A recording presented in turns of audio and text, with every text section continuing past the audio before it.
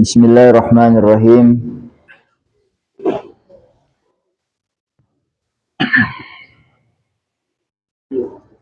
Assalamualaikum warahmatullahi wabarakatuh.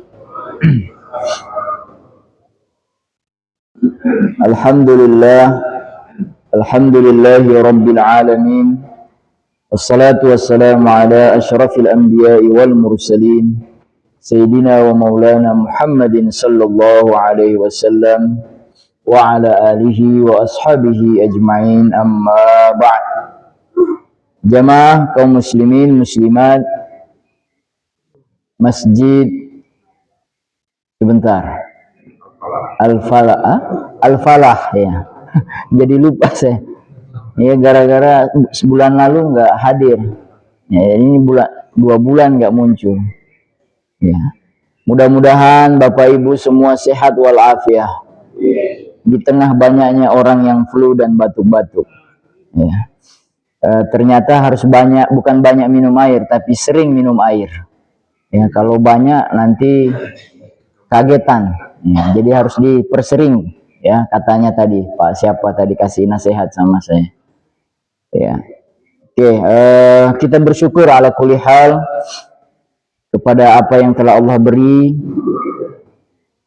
dan juga kita mengucapkan bela sungkawa turut berduka kepada saudara-saudara kita di Sumatera yang diuji dengan bencana luar biasa yang saya tidak tahu sampai hari ini belum sudah diputuskan sebagai bencana nasional ya. Jadi memang luar biasa tarik menarik isunya di dunia medsos menunggu status itu. Saya sendiri tidak terlalu paham kenapa status itu lama keluar.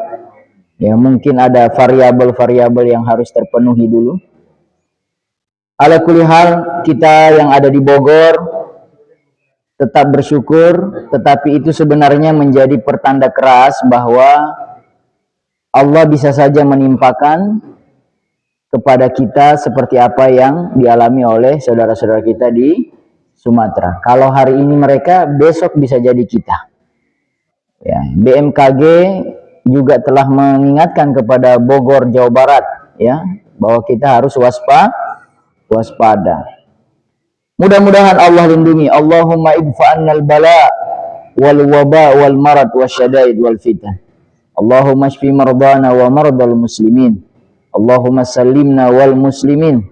Allahumma ansur islama wal muslimin birahmatika ya rabbal alamin. Jamaah sekalian dirahmati Allah, itu adalah musibah. Asaba yusibu musibah. Secara kebahasaan, musibah itu dia artinya sesuatu yang menimpa. Ya, sesuatu yang menimpa. Dan itu sebenarnya kata musibah itu umum. Dia bisa didefinisikan dalam bentuk yang negatif, sesuatu yang buruk, tetapi juga bisa dianggap sebagai sesuatu yang baik, musibah. Contohnya apa? Di Al-Baqarah 155 ke atas, saya agak lupa, tapi 155 ke atas, apa 56, 57, di mana Allah Subhanahu wa taala berfirman, Alladzina idza asabathum musibah qalu inna lillahi wa inna ilaihi raji'un. Orang-orang yang beriman itu kalau mereka ditimpa musibah, mereka mengucapkan inna lillahi wa inna ilaihi raji'un. Hanya kepada Allah, ya, hanya milik Allah, dan hanya kepadanya segala sesuatu itu raji'un, kembali. Nah, kata-kata ini juga nanti akan kita ulang di surat Ar-Rum ayat 41. Nanti ada bagiannya sendiri. Nah, kata musibah di situ biasanya kita terjemahkan atau kita kaitkan dengan meninggalnya seseorang ya. Nah, seseorang yang meninggal. Kalau ada orang meninggal, belum tentu itu adalah buruk. Ya enggak? Bisa jadi itu adalah kebaikan bagi dirinya. Ya. Bahkan para salafus saleh memandang kematian itu sebenarnya sebagai pintu awal kerahmatan Allah yang maha panjang. Karena dunia ini begitu penuh dengan fitnah, cobaan. Kata Allah dalam surat Tabarak,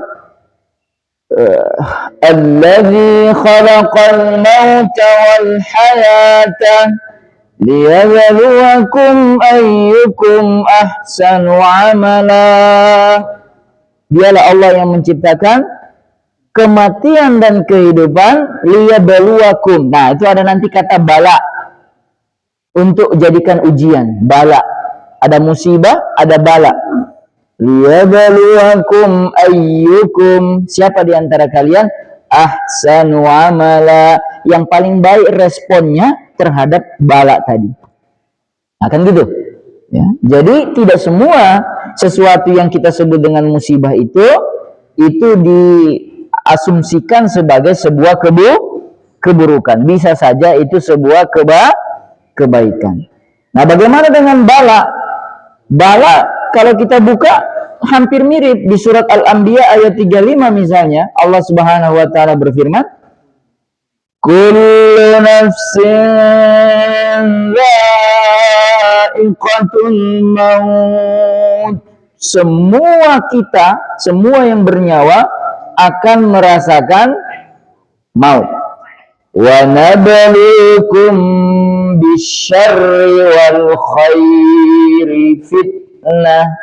Wa nabluukum, bala, kami uji kalian bisyarri wal khairi, dengan yang buruk dengan yang baik. Sebagai apa? Fitnah. Ujian. Fitnah itu bukan fitnah yang kita pahami saja, tapi ujian. Innama amwalukum wa auladukum fitnah. Sesungguhnya harta kalian, anak-anak kalian itu fitnah. Ya, cobaan. Ya. Wa ilaina turja'un. Sama kan? Ada turja'unnya. Lillahi wa inna lillahi wa inna ilaihi raji'un. Sama. Dan kepada kamilah kamu akan dikembalikan, atau kamu kembali. Surat Al-Anbiya ayat 35. Ya. Jadi bil khairi wa syarri, baik buruk maupun baik, itu juga bisa diterjemahkan sebagai ujian itu sendiri. Nah, bahkan kalau kita mau mundur, Al-Baqarah 155 menggunakan kata bala juga itu. Ya, tadi 156 ya, 157. 56 nanti cek. Nah, 155 kan Allah berfirman, A'udzubillahi minasyaitonir rajim. Wa lanabluwannakum bisyai'im minal khawfi wal ju'. Kami akan uji kalian, pakai tasdid di situ. Walanabluwanna. Ya, semua yang ada tasdid itu berarti dimaknai sebagai sebuah proses yang berkali lipat. Ya. Kami uji kalian, tapi kata Allah bisyai'in. Syai'un itu dalam Arab, bahasa Arab itu dimaknai bagian paling terkecil. Ya, part of, ya, bagian dari. Ya kan? Syai'un itu yang paling kecil. Jadi cuma sedikit memang diuji oleh Allah. Bisyai'in sudah pakai syai'in, minal. Nah, kata minal itu kan bukan hanya diterjemahkan dari, ya, tetapi sebagian. Ya, bisyai'in minal khaufi, rasa takut. Wal ju'i, rasa lapar. Wa naqsim minal amwali wal anfus. Kurang harta, kurang nyawa, artinya orang meninggal. Wassamarat, atau bisa diterjemahkan kurang jiwa itu sakit-sakitan, ditimpa penyakit. Ya. Wa naqsim minal amwali wal anfusi wassamarat, kering buah-buahan. Nah, tapi di ujungnya Allah bilang, wa basyiris sabirin. Respon ketika menghadapi bala, ujian, ya, itu adalah dengan respon yang pertama apa? Sabar. Ya, ya ayyuhalladzina amanus ta'inu bis-sabri was-salam. Ya, wahai orang-orang beriman, jadikanlah salat, minta pertolonganlah dengan sabar dan salat. Innallaha ma'as sabirin. Itu masih rentetan ayat sebelumnya tuh. Ya, itu masih ayat sebelumnya loh. Ayat 154. Ya ayyuhalladzina amanu ista'inu bisabri was-salah innallaha ma'as sabirin. 153. Ya ayyuhalladzina amanu ista'inu bisabri was-salah innallaha ma'as sabirin wa la taqulu lima yuqtalu fi sabilil amwat bal ahya'u walakin la tubsirun wa la nabluwannakum. 155. Nah, jadi ini ada kait-kaitannya ya. Jamaah yang dirahmati oleh Allah Subhanahu wa taala. Ada satu kata lagi yaitu al-fasad. Apa al-fasad? Kerusakan. Ya. Nah, kalau kerusakan itu kita rujuk kepada surat Ar-Rum ayat 41 yang kita janjikan tadi di awal. Ar-Rum ayat 41 Allah Subhanahu wa taala berfirman, A'udzu billahi minasy syaithanir rajim. Zaharal fasadu fil barri wal bahri bima kasabat aydin nas liyudhiqahum ba'dalladhi 'amilu la'allahum yarji'un. Zaharal fasad, sudah nampak kerusakan itu fil barri wal bahri, di daratan dan di lautan. Bima, gara-gara kasabat. Apa itu kasabat? Perbuatan manusia. Ya. Bima kasabat aydin nas. Kenapa digunakan tangan? Karena menarik. Dalam ayat yang lain dalam Al-Quran, saya lupa surat berapa, tentang ayat tentang akidah, tentang bentuk Allah. Di situ ada ayat bunyinya begini. Yadullahi fawqa aydihim. Tangan Allah di atas tangan-tangan mereka. Nah, cara penerjemahannya, menafsirkannya tidak boleh diterjemahkan tangan seperti tangan kita. Tetapi oleh para ulama tafsir, sebagian besar berpendapat tangan di situ, di ayat itu diterjemahkan atau ditafsirkan sebagai apa? Kekuasaan. Nah, kalau kita tarik pendefinisian, penafsiran yadullahi fawqa aydihim itu sebagai kekuasaan, tarik ke sini, maka bisa juga zaharal fasadu fil barri wal bahri, telah nampak kerusakan di daratan dan di lautan, bima kasabat, karena gara-gara aydin nas. Apa aydin nas berarti? Kekuasaan manusia. Jadi ada orang yang memang jelas-jelas merusak pakai tangan, ya tangan langsung. Tapi ada yang nggak merusak pakai tangan, pakai kebijakan. Ya, kebijakan yang merusak. Ya. Ya, kebijakannya tidak melihat jangka panjang, ya kan? Makanya ada kajian kita tentang ekonomi itu dalam usul fikih juga. Usul fikih soal kajian apa kebutuhan darurat, apa kebutuhan hajat, apa kebutuhan tahsiniat, primer, sekunder, tersier. Nanti kita juga diajarkan soal kepentingan al-maslahatun nafsiyah, kepentingan pribadi, wal maslahatul ammah, kepentingan umum. Ada lagi kita diajarkan kepentingan saat ini dengan kepentingan masa depan. Semua itu harus diramu ketika untuk mengambil sebuah keputusan. Apakah keputusan kita hari ini ada efeknya untuk anak cucu? Ya kan? Adakah dampaknya? Ada. Ya. Nah, oleh karena itu Allah katakan liyudhiqahum ba'dalladzi 'amilu. Ya. Kemudian kami timpakan kepada mereka apa? Ya, apa namanya? Musibah. Ba'dalladzi 'amilu, karena sebagian perbuatan mereka tersebut. La'allahum yarji'un. Kata la'alla tidak ada di ayat-ayat sebelumnya yang kita tadi bahas. Inna lillahi wa inna ilaihi raji'un. Atau di Ar-Rum ayat di ayat berapa tadi yang ada raji'un, al ilaina yurja'un,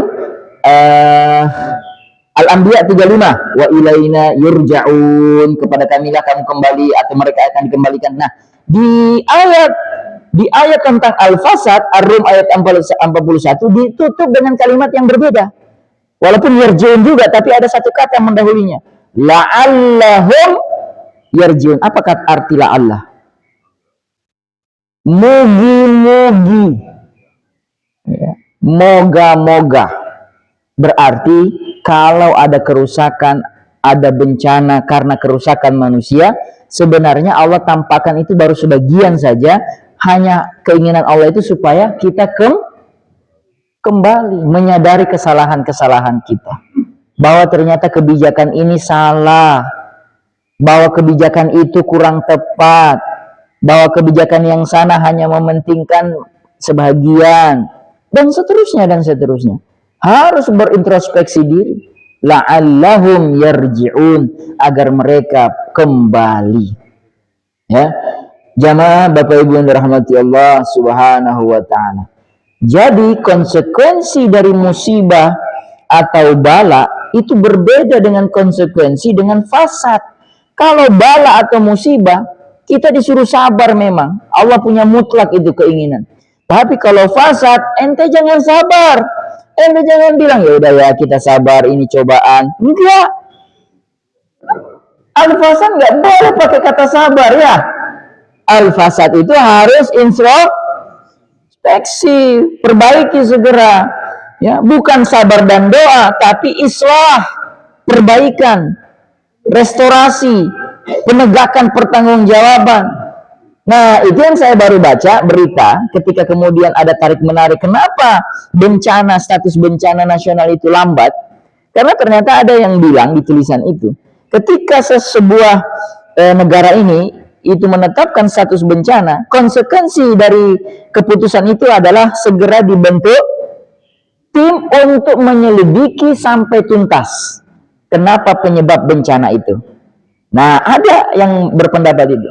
Kalau status bencana itu naik ke atas, keluar, logika hukumnya, logika undang-undangnya adalah turunkan tim, cari sampai ke akar penyebabnya, lalu ada pertanggungjawaban. Itu dia. Ya. Baru tahu juga saya. Ya. Tapi wallahu alam benar apa? Tidak. Namanya informasi kita harus inja'akum fasiqum binaba'in fatabayyanu. Ya, kita harus cek. Ya, maka data, informasi, histori kebijakan, alasan dibalik pengambilan kebijakan itu harus lengkap.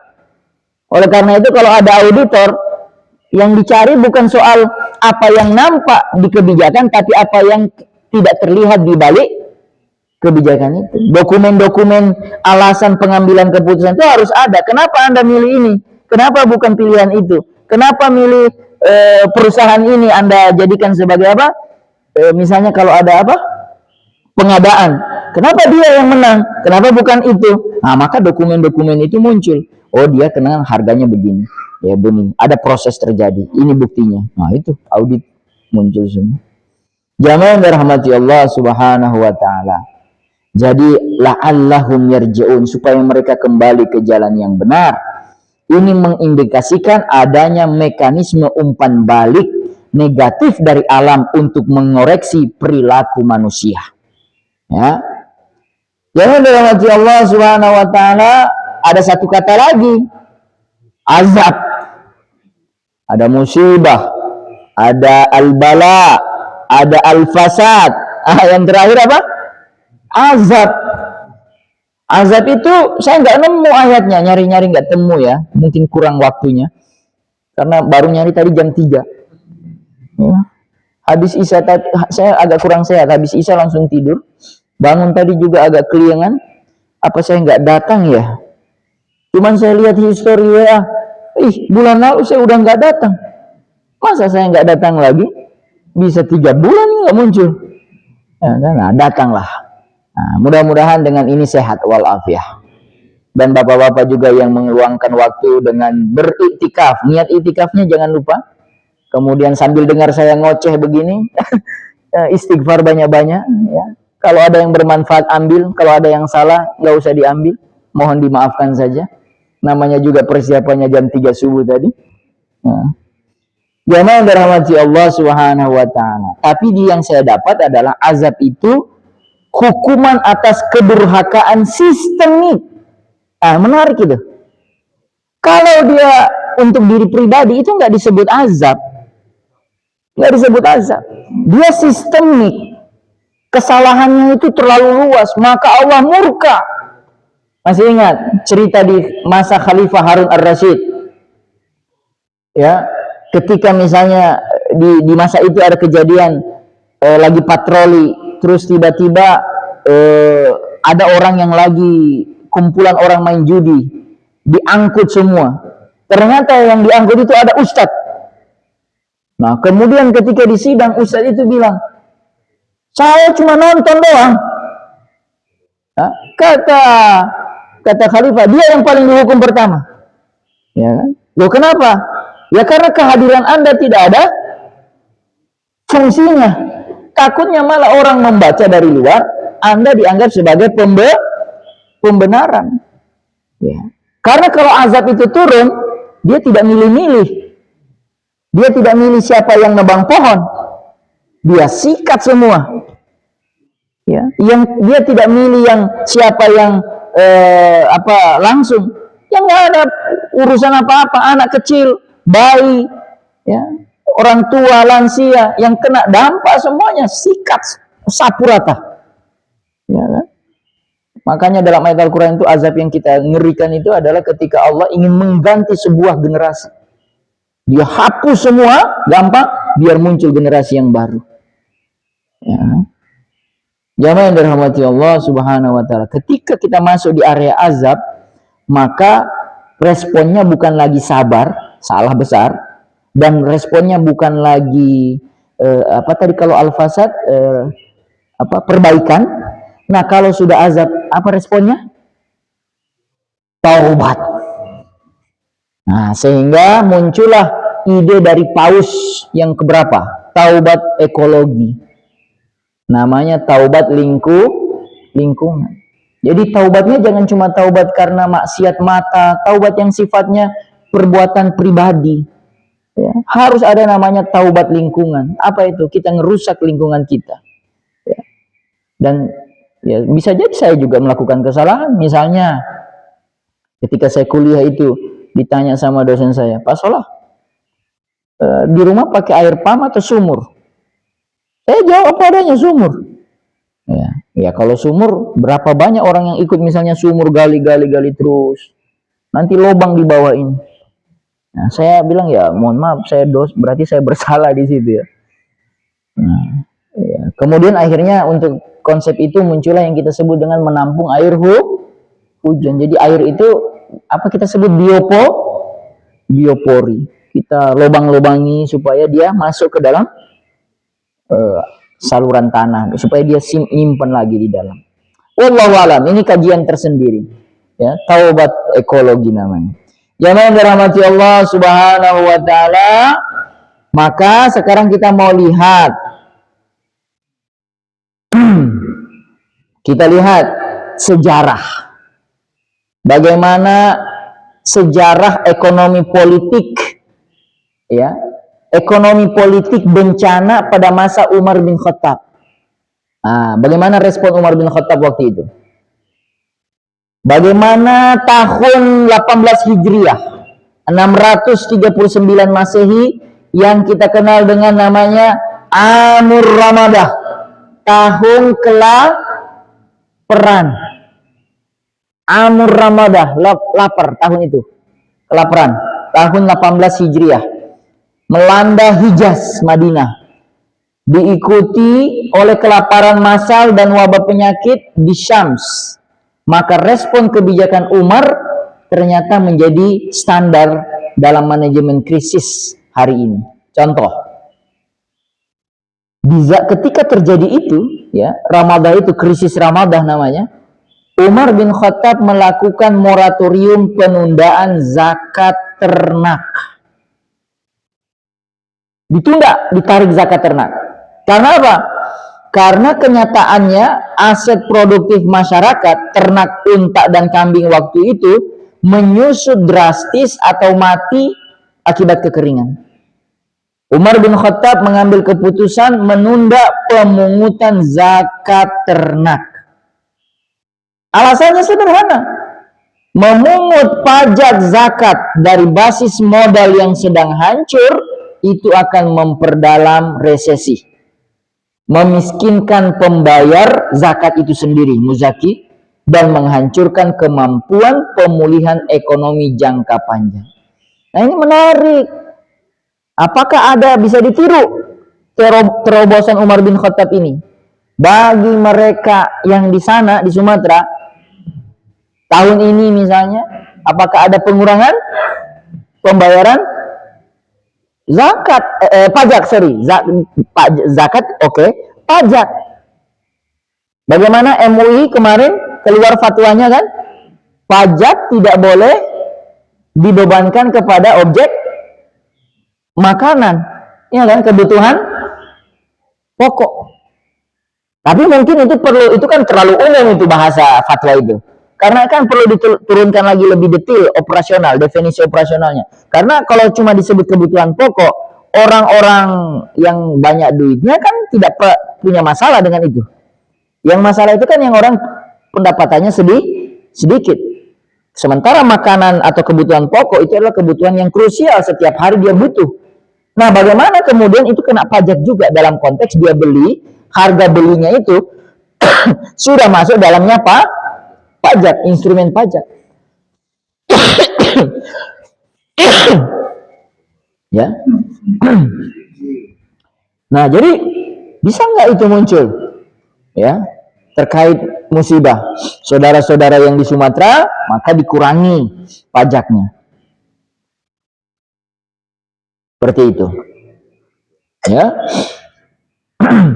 Sampai kemudian pemulihan ekonomi betul-betul terjadi, mereka kembali. Kemudian yang kedua adalah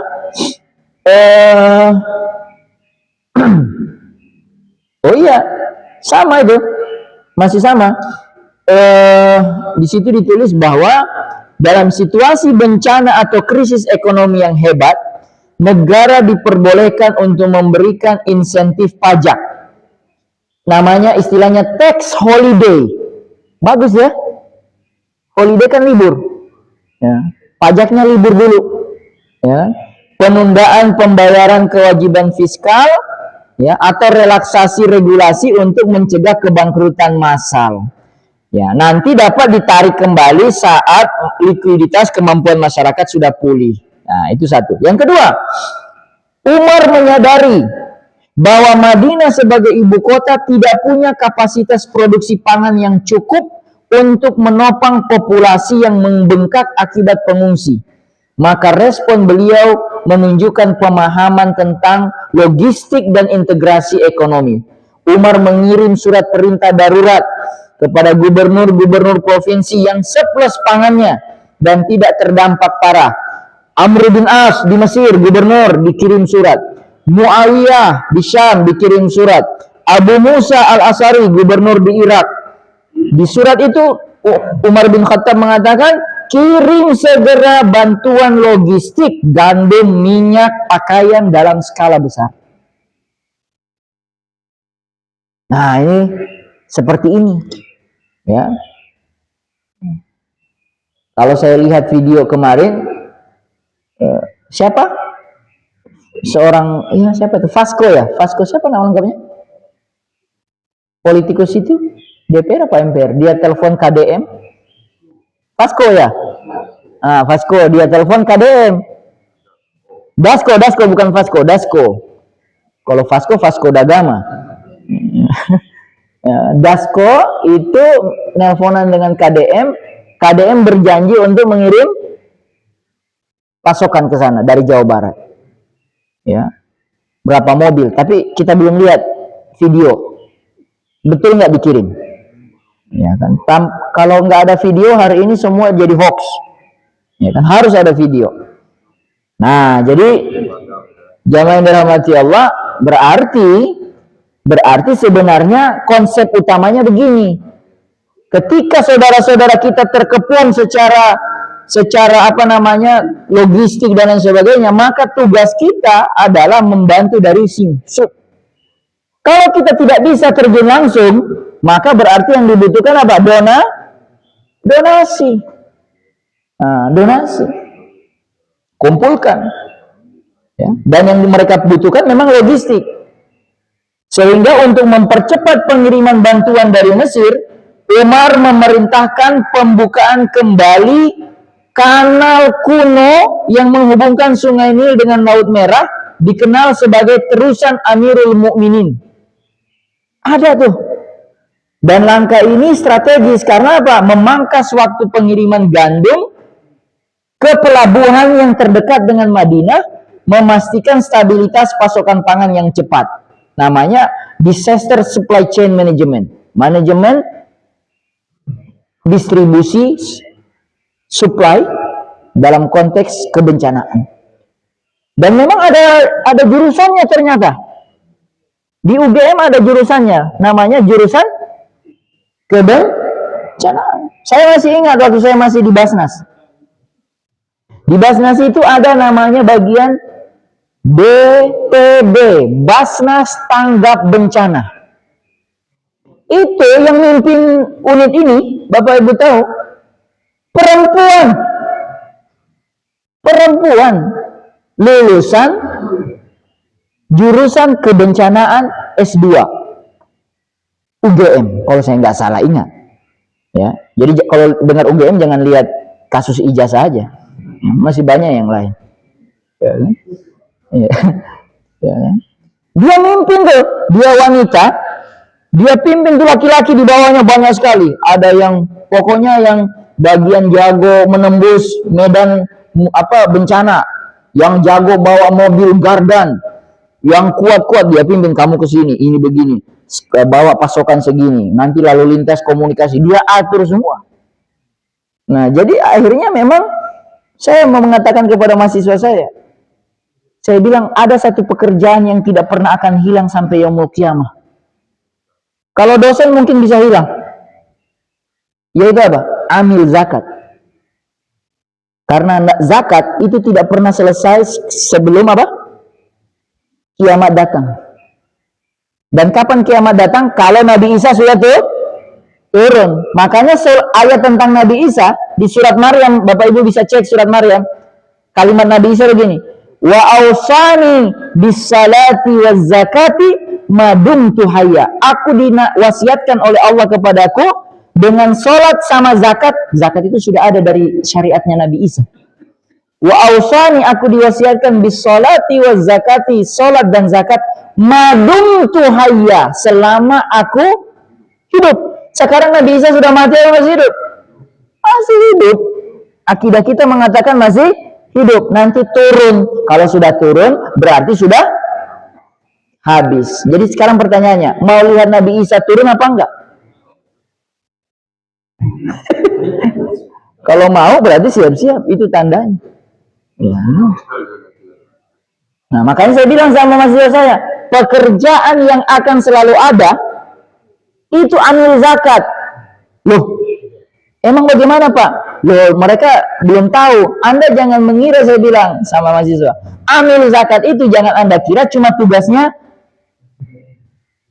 mungut sama bagi-bagi.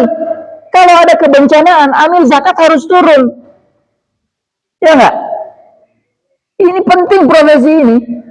Ya kan? Penting jadi amil zakat itu, penting. Kalau ada bencana, dia paling duluan turun. Bahkan kalau kita lihat sejarah bencana di Indonesia ini, kalau ada musibah, bencana, lihat video-videonya. Yang lebih turun itu lembaga-lembaga sosial apa lembaga pemerintah duluan? Biasanya lebih cepat lembaga-lembaga sosial setempat. Jos. Betul apa tidak? Kalaupun ada, tapi saya tantang aja, coba nanti kumpulkan kasus di Palu, di mana. Banyak yang duluan lembaga sosial, iya enggak? Iya. Ya kalau mau hitung-hitungan analisis anggaran belanja nasional APBN, lihat aja anggarannya Kementerian Sosial berapa. Ada yang tahu berapa? Berapa persen dikasih oleh anggaran oleh negara? Kan tidak banyak dia. Betul apa tidak? Untuk pendidikan kan 20%.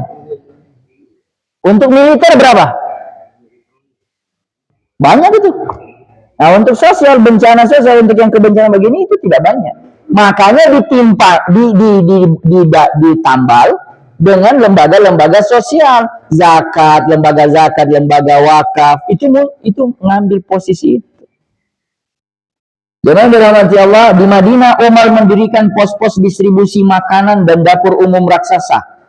Puluhan ribu pengungsi yang masuk kota dilayani dengan sistem kupon atau jatah harian.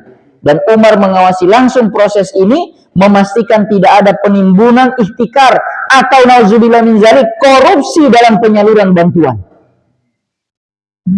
Kacau banget, sudah orang musibah dikorupsi lagi. Ya. Nah, ada tuh oknum-oknum tuh, ya enggak? Bantuan dari pusat datang sekian, sampai di ini provinsi turun kau sekian, tinggal sedikit ujungnya, ya kan? Tuh, yang kedua, berikutnya Umar bin Khattab menangguhkan penangguhan hukum potong tangan. Terjadi loh. Nah, Umar tidak melaksanakan hukum potong tangan bagi pencuri selama masa kelaparan. Alasannya apa? Syubhat. Orang mencuri itu syubhat. Dia mencuri karena rakus, karena menzalimi hak orang, karena malas, hanya shortcut jalan pintas, atau dia mencuri karena lapar. Maka nanti ada kajian fikih. Apa hukumnya mengambil menjarah toko-toko ketika musim bencana kayak begini. Itu ada kajian fikihnya tuh. Fikih ekonominya juga. Nah, itu ada penjelasan panjang tuh. Ada yang berpendapat dibolehkan kok. Tapi ada tapinya. Jangan yang Anda angkut itu televisi. Iya. Ada bencana yang dia sikat apa? Kulkas. Ini bukan lapar ini. Nah, pemilihan kata bahasa Indonesia juga memang kata menjara itu kan lebih ke negatif ya. Padahal bisa jadi orang memang lapar banget. Nah, disitulah sebenarnya ada toko, saya dengar di medsos, ada toko di mana? Di Aceh atau di mana tuh, di Padang. Ketika masuk orang, dia cuma bilang apa begini, masuk, ambil, tapi jangan rusak. Jangan rusak. Nah, itu jadi bertemu tuh antara orang yang butuh, sangat butuh terpaksa, dengan orang yang paham kondisi. Kita doakan semoga yang pemilik toko itu diganti oleh Allah Subhanahu wa taala dengan lebih banyak. Termasuk bapak-bapak kita semua yang mendonasi. Itu bagian dari bukti kita kepada Allah, ya Allah, saya sudah melakukan kewajiban saya, hakul muslim ala muslim, hak kewajiban muslim kepada muslim yang lain. Bukan soal nilai, bukan soal mau nyumbang 2.000 aja silakan Pak, nggak ada yang larang. Tapi yang penting ada gerakan. Yang mau nyumbang 1 miliar juga nggak ada masalah, diterima. Nyumbang 2.000 juga silahkan. Gitu. Ya. Jangan dirahmati Allah Subhanahu wa taala. Umar tidak mengajukan, tidak melaksanakan hukum potong tangan. Yang terakhir. Umar bersumpah waktu itu, ada riwayat, untuk tidak memakan makanan lezat, daging, samin, susu, sampai rakyat termiskin di Madinah bisa makan kembali. Kata riwayat, akibat diet keras ini kulit beliau berubah menjadi hitam legam karena kekurangan gizi. Apa maksudnya? Keteladanan. Kata kuncinya apa? Dalam konteks musibah begini, rakyat itu butuh yang pertama apa? Bantuan besar-besaran. datang dari segala sudut, diperintahkan oleh Umar. Itu ya satu. Yang kedua, tidak dilaksanakan hukum potong tangan, itu sosialnya. Yang ketiga apa ini yang terakhir? Kasih keteladanan. Lah masa iya orang lagi bencana Anda, saya nggak sebut, Bapak yang sebut. Tapi itu kan jadi jadi bulan-bulanan di medsos. Tapi saya wallahu a'lam bishawab, kita belum tahu itu apa fatabayyanunya, kita belum sampai nih. In ja'akum fasiqun binaba'in fatabayyanu. Ya kita tunggu saja fatabayyanu muncul. Ya. Tapi kan kita melihat nahnu nahkum bizawahir. Kita itu manusia kadang-kadang menghukum itu secara zahir dulu. Ya kan? Enggak apa-apa. Ya, sebagai bentuk kritik, autokritik. Lah iya masa iya gitu loh. Atau misalnya lagi kebencanaan begini muncul, tapi memang kerjaan juga ya, itu kadang-kadang kita harus cerdas juga dunia medsos ini. Muncul viral bagi-bagi duit di keluarganya. Kan ada tuh video tiba-tiba muncul. Iya kan, sudah nonton? Iya, segepok-gepok kan? Kan bisa jadi itu di masa yang berlalu, yang beda, bukan masa sekarang. Hati-hati loh Pak, kita ini umat Islam harus cerdas, literasi tentang apa? Informasi. Iya. Bapak belum nonton ya? Belum. Jadi ada satu pejabat, nggak usah sebut nama, tiba-tiba muncul videonya bagi-bagi duit untuk ahli keluarganya dalam jumlah yang banyak. Ya memang duit dia banyak. Tapi secara umum Pak, kalau saya secara umum, lebih secara umum ya, terlepas dari soal bencana atau tidak, menurut saya tidak layak ada video begitu muncul. Seorang pejabat publik itu harus jaga perasaan masyarakat. Termasuk ini nasihat untuk diri saya pribadi juga. Kalau kita ada kumpul-kumpul pertemuan masyarakat, kita harus tahu bahwa dalam perkumpulan itu ada mereka yang tidak diberikan oleh Allah sekelegaan seperti kita. Maka tidak perlu untuk orang tahu juga, walaupun Bapak tidak perlihatkan, orang tahu Bapak rumahnya besar, Bapak uangnya banyak. Gak usah dikasih tahu dengan tampilan yang mewah, datang di rapat RT. Iya Pak, ya. Ini kritikan untuk diri saya juga, nasihat. Kita harus tahu, harus apa? Empati. Kalau ada jam tangan memang yang Bapak suka, memang mahal. Kalau ada pertemuan tertentu yang Bapak tahu di situ ada orang-orang yang memang mereka jangankan bicara soal jam tangan, bicara makan aja mereka kesusahan, jangan, nggak usah pakai. Apalagi Bapak kalau misalnya kita pejabat publik, kena lagi dia, lagi manggil apa? Terus ada jam tangan. Ini netizen ini luar biasa. Ini diulik lagi harga jam tangannya itu berapa? Allahumma sholli ala Muhammad. Tapi memang saya setuju betul. Pejabat negara ini sudah jangan terlalu memperlihatkan kekayaan. Ya. Saya setuju tuh Pak Purbaya, samain aja tuh gajinya dosen, guru dengan anggota dewan. Setuju Pak? Nah, saya langsung naik gaji saya. Nah, langsung saya bilang sama Al-Falah, nggak usah kasih amplop. Subsidi aja ke ustadz yang lain. Amin lah, amin. Siapa tahu jadi kan? Siapa tahu Pak Purbaya benar kan ya? Amin ya rabbal alamin. Gajinya sama, tunjangannya beda. Itu tunjangan itu nggak bagus juga Pak, karena bahasa Medan namanya kutunjang kau katanya. Kutunjang itu kutendang. Jangan dirahmati Allah Subhanahu wa taala. Ini masih ada waktunya. Ya, materi saya mau habis. Bapak Ibu yang dirahmati Allah.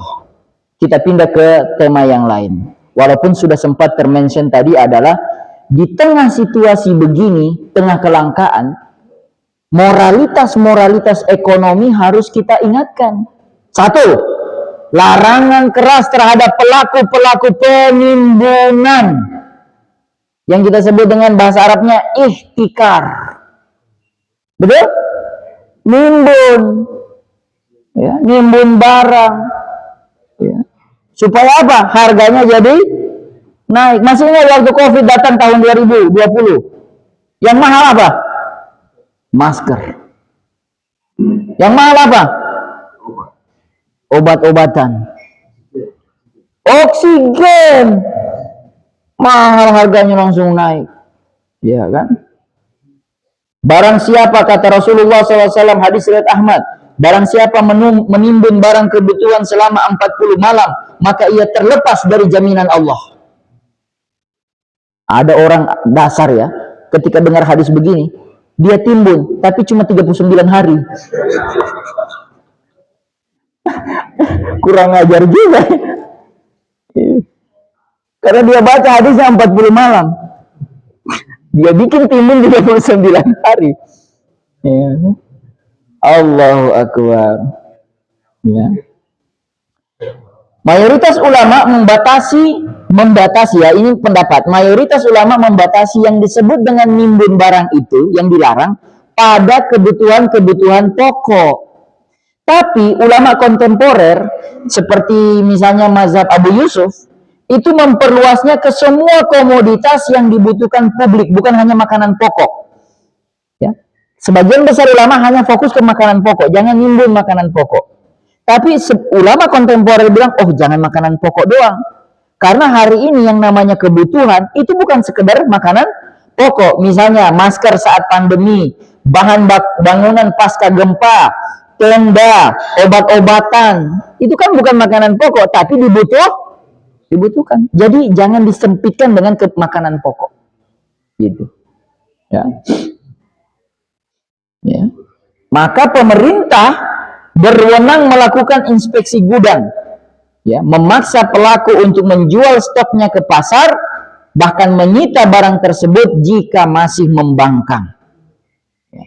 Itu satu, larangan menimbun barang di tengah situasi bencana. Yang kedua adalah ketika harga melambung. Nah ini dia, polemik penetapan harga. Apakah di saat-saat seperti ini supply demand-nya kurang terus harga tiba-tiba naik? Hampir mirip. Ya, hampir mirip. Maka Ibnu Taimiyah dalam Majmu'ul Fatawa dan kitabnya yang namanya Al-Hisbah, ya, Imam Ibnu Taimiyah mengatakan kenaikan harga itu ada yang namanya alami. Nah, dia bedakan. Beliau bedakan. Ada namanya kenaikan harga alami, yaitu jika harga naik karena faktor alam, gagal panen karena banjir, pasokan terputus karena gempa bencana, dan pedagang tidak melakukan penipuan, maka haram bagi pemerintah mematok harga. Kenapa? Karena kalau tiba-tiba harga dipaksakan turun, pedagang itu bukankah juga dia adalah korban bencana di situasi itu? Betul apa tidak? Kan ketika bencana, toko yang punya toko kelontong, ketika misalnya pasokan barang itu sedikit, harga otomatis naik. Tapi kata pemerintah, turunin harga. Rugi nggak dia? Rugi. Itu zolim sama pedagang. Makanya waktu kejadian di Madinah harga gandum naik, gandum itu kan kebutuhan pokok, masih hidup loh Rasulullah SAW waktu itu. Itu rakyat datang berbondong-bondong ke cari Nabi. Nabi, ini para pedagang jualan gandum udah keterlaluan harganya. Kami nggak bisa beli, nggak bisa makan. Apa jawaban Nabi waktu itu? Saya nggak mau ikut campur. Karena Nabi tahu harga naik di Madinah gandum bukan karena kelakuan sengaja, tapi ini karena memang gagal panen di daerah-daerah pemasok, sehingga gandum yang masuk ke Madinah berkurang, harga naik. Maka Nabi keluarlah hadis Nabi, innallaha huwal musa'ir, Allah lah yang berhak menentukan harga. Loh, berarti Allah keluarin ayat turunin harga? Enggak. Yang dimaksud oleh Nabi Allah pemutus harga adalah biarkan nanti periode penanaman gandum berikutnya Allah bikin panen itu menjadi apa? Panen raya, menjadi berhasil melimpah ruah, sehingga ketika panen itu banyak, masuk barang dengan berlimpah ruah, harga langsung turun. Itu hadis Nabi. Nabi tidak mau campur tangan. Karena apa? Alami.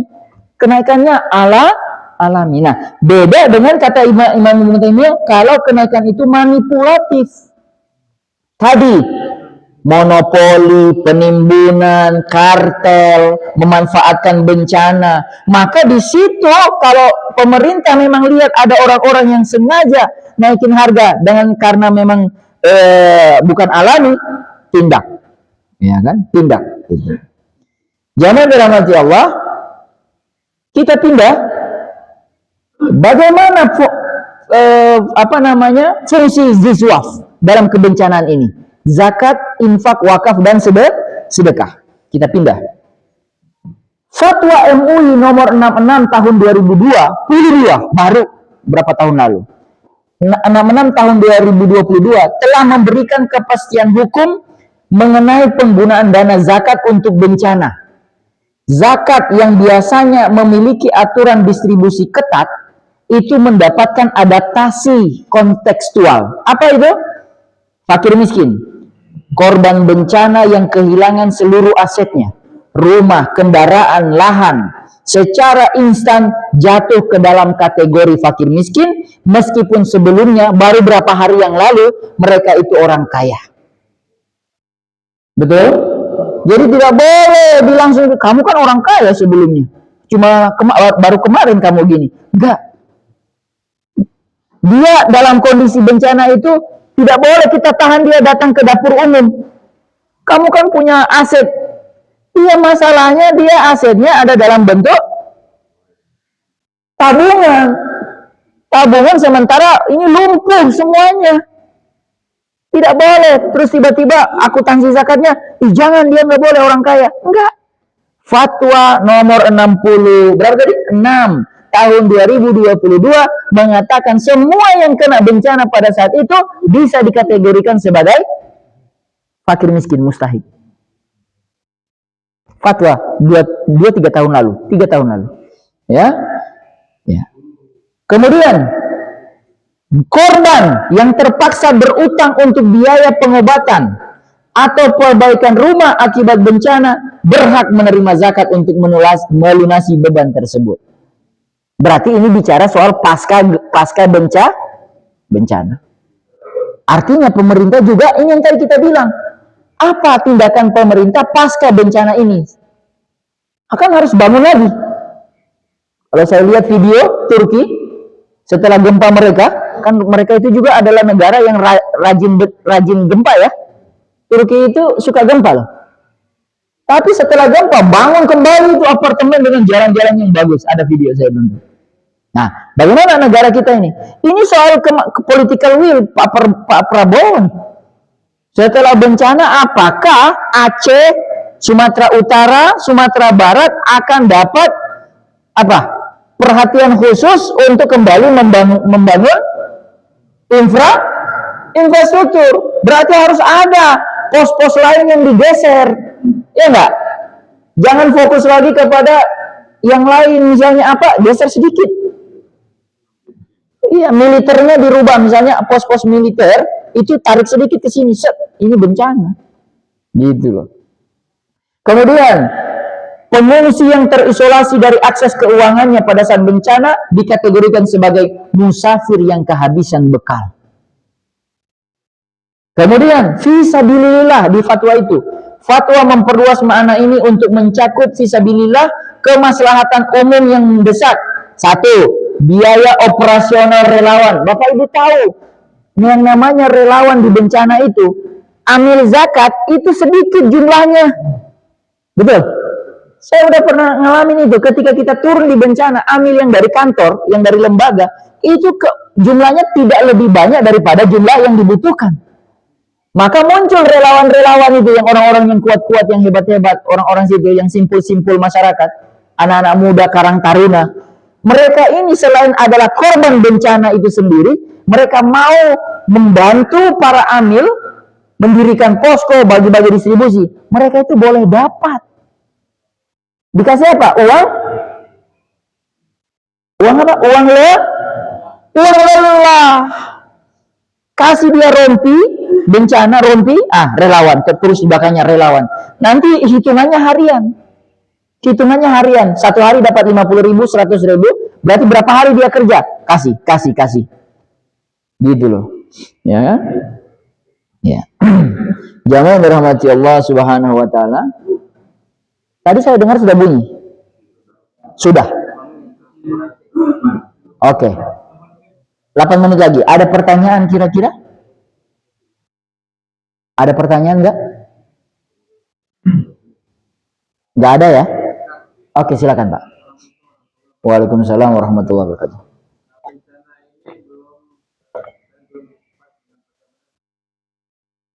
Oh, ya, dengan takdir ya, baik. Waalaikumsalam warahmatullahi wabarakatuh. Dialektika, diskusi tentang takdir dalam konteks kebencanaan.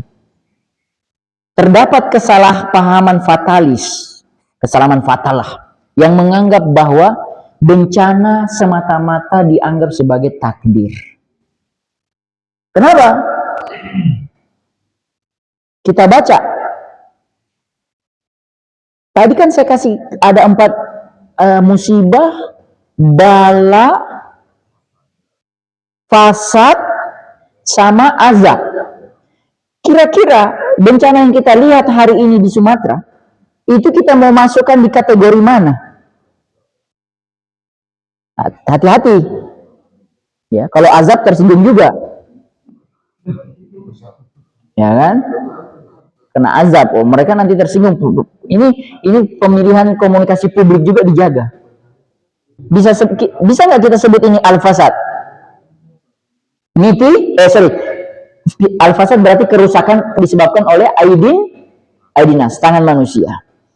Nah, di situ ayat yang kita bawa di konteks ini adalah Ar-Rum ayat 41 tadi. Telah nampak kerusakan di darat dan di laut disebabkan karena perbuatan tangan manusia. Ayat ini menegaskan hubungan antara perilaku manusia dan kerusakan alam.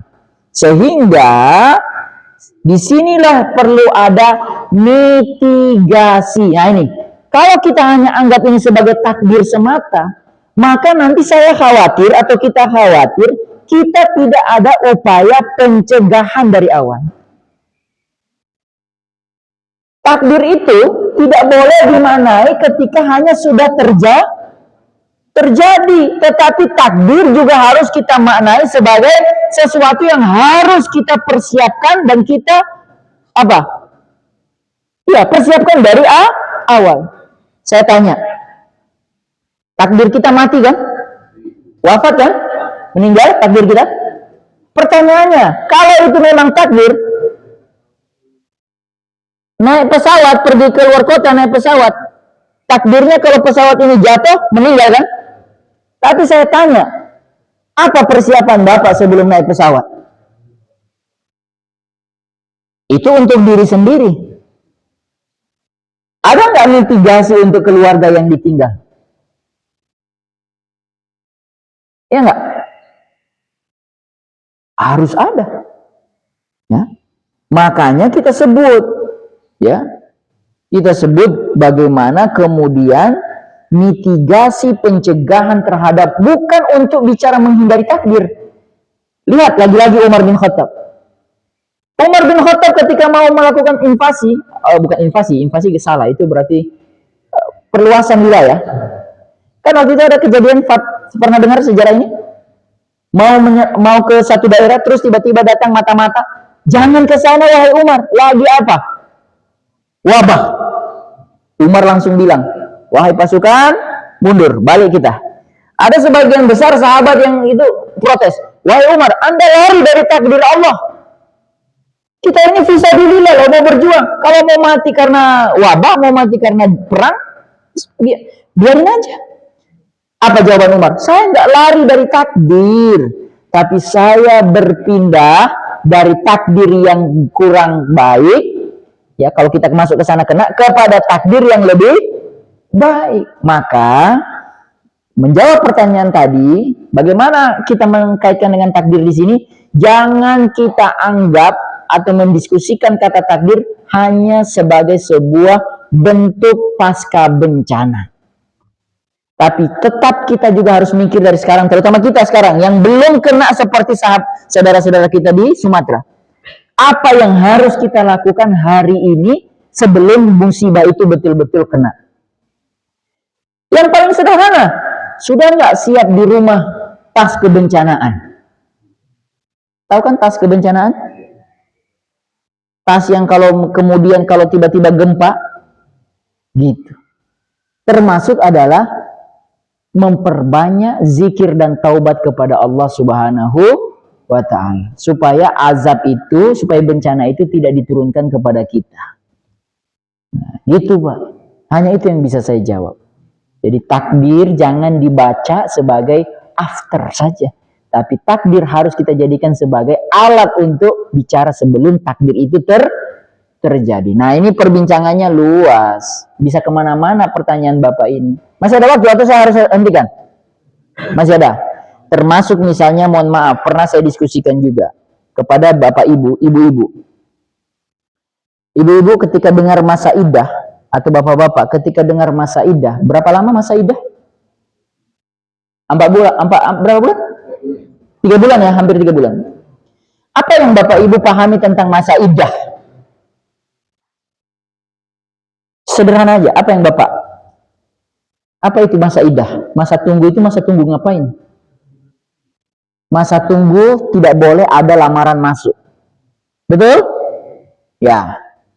Itu tidak salah, tapi itu kurang tepat. Selama ini ketika membahas fikih-fikih masa iddah, selalu penjelasannya hanya sebagai iddah itu sebagai bentuk supaya tidak ada lamaran masuk, memastikan. Bukan hanya itu. Dari sudut pandang ekonomi, masa iddah 3 bulan itu banyak pengeluaran nggak? Sedikit atau banyak nggak pengeluaran 3 bulan? Rumah itu harus berjalan nggak? Bayar listrik nggak 3 bulan? Rumah yang kita tinggalkan, bapak-bapak kalau kita meninggal, rumah istri dan anak-anak kita, rumah kita yang kita sudah tinggalkan nanti, itu perlu bayar listrik nggak? Sekolah anak-anak kita 3 bulan ke depan setelah kita meninggal masih perlu existing, perlu bayar nggak? Pulsa, makanan, kulkas perlu terisi nggak sampai 3 bulan ke depan? Nah itu pertanyaannya, 3 bulan selama masa iddah itu siapa yang menafkahi? Sehingga diskusinya, fikihnya berlanjut. Pertanyaan fikih soal masa iddah, boleh nggak seorang perempuan yang ditinggal wafat oleh suaminya, ditinggal wafat oleh suaminya, sementara dia juga kerja, boleh nggak dia tetap pergi kerja selama masa iddah 3 bulan? Pertanyaan fikih muncul. Karena pertanyaan itu muncul karena kalau dia tidak pergi keluar kerja, dia tidak dapat pemasukan. Dia tidak bisa jualan di pasar. Kalau pegawai mah gaji tetap masuk. Tapi kalau dia pedagang sayur, dia pedagang kelontong, tidak dagang sama dengan tidak masuk duit, tidak muter. Nah kita jawab, ketika dapat pertanyaan ini kita jawab, boleh, tapi sambil menjaga batasan.